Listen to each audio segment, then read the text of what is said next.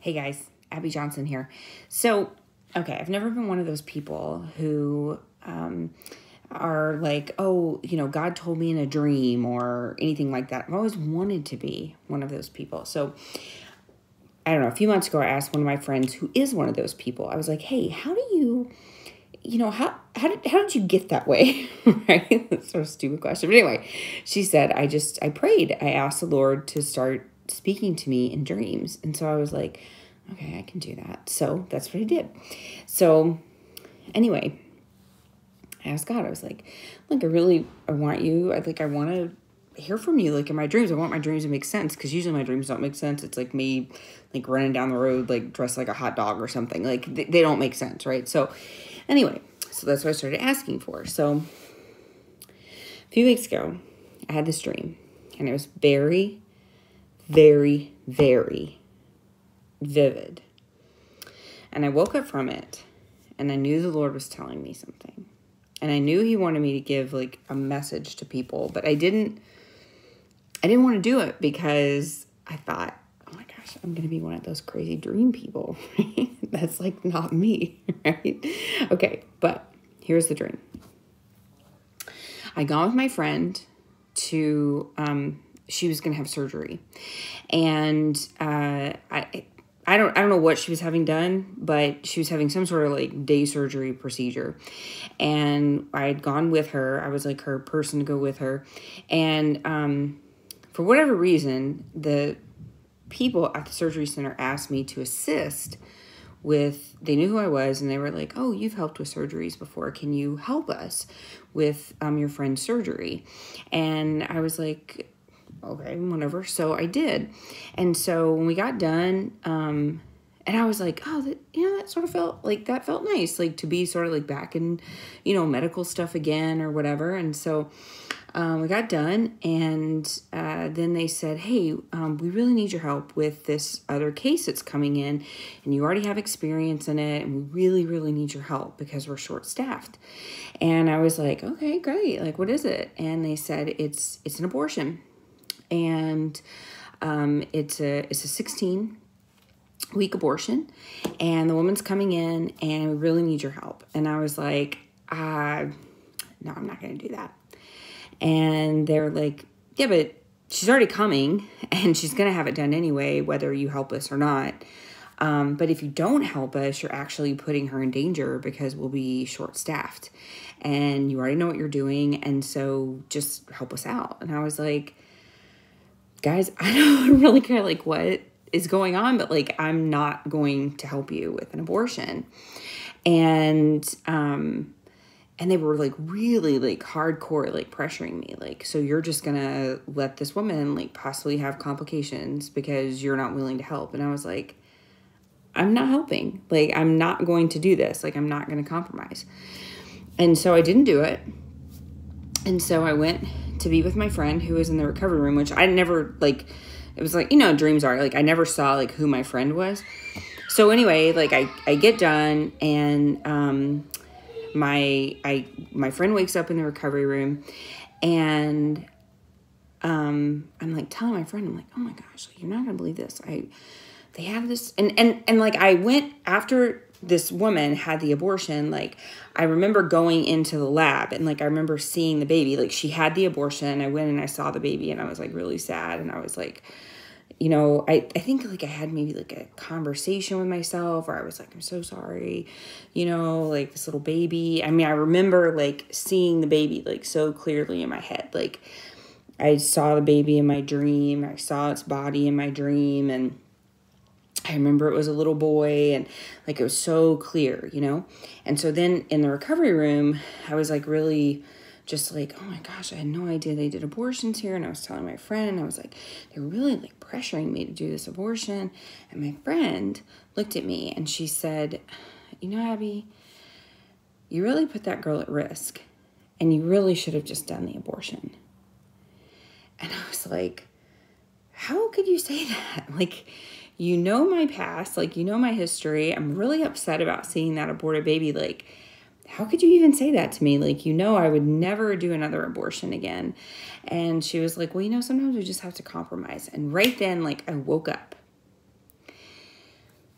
And it was so clear to me in that moment, like, it was so clear what the message that God wanted me to give to people.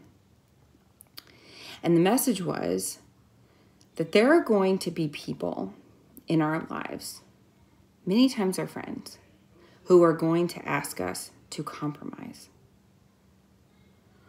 There are going to be situations in which we are asked to compromise. And the answer is always going to be no. The answer always has to be no, no matter who's asking us, no matter who's pleading with us, no matter the situation. In times of compromise, the answer is no. But I didn't want to be a person that goes on the internet and is like, God gave me a dream and I wanted to tell you, until I saw the 117th opening of Congress and the prayer that they gave. And they ended the prayer with amen and a woman. Like, if you didn't see it, you need to go watch it. They said amen and a woman. Like as if amen doesn't mean something. Like, amen doesn't mean like men, like masculine. Like, that's not what it means. But that's how they ended the prayer. And that was crazy. That was bizarre to me, right? And so I was like, oh my gosh. And like right then, it was like God like thunked me on the head and was like, go share that dream. And here's why. People all around you, people you know, people you love, people in your family, maybe, they voted for these people. They voted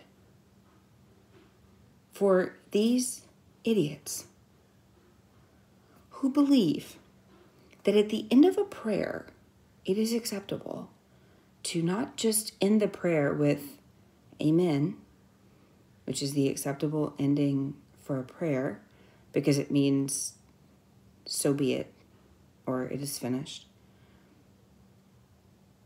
But to also end it with amen and a woman. And there will be people in your life who now, because of the world that we're living in, are going to try to convince you that this is acceptable. And they're going to try to convince you that this idiocy is done out of love, out of tolerance, out of acceptance. I don't know what, okay? It's so dumb, it's funny, except that people are serious. And these same people who voted these imbeciles into congressional seats, they're all around us. And maybe they voted for them because they didn't really understand the road that they're trying to take our country down. Maybe it was out of sheer ignorance. I don't know. But what I do know is that there are people around you who you're friends with, who you know, who are going to ask you to compromise.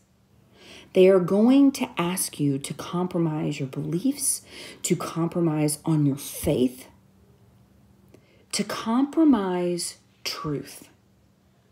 And here's what I know to be true.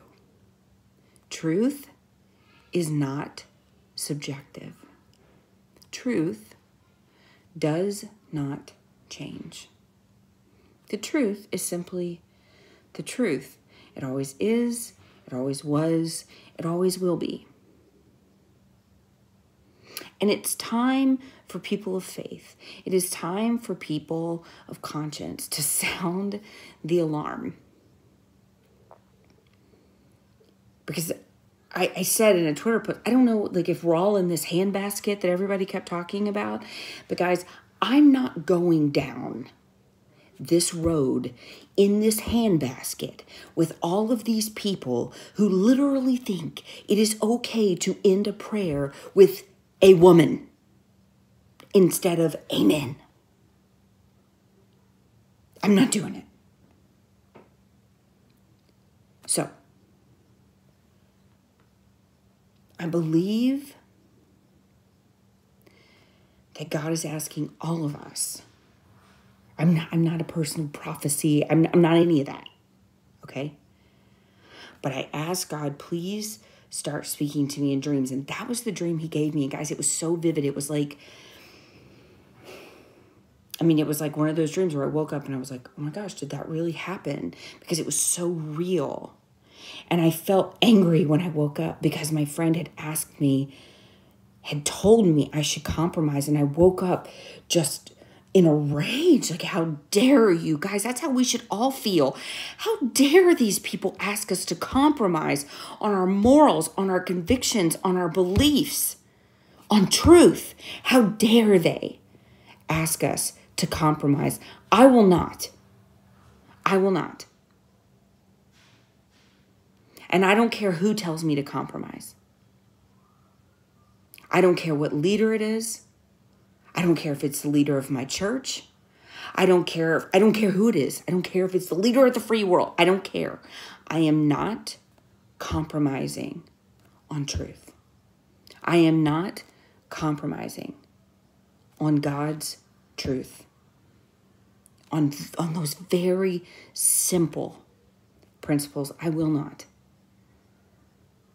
And I'm asking all of you to stand firm on your convictions.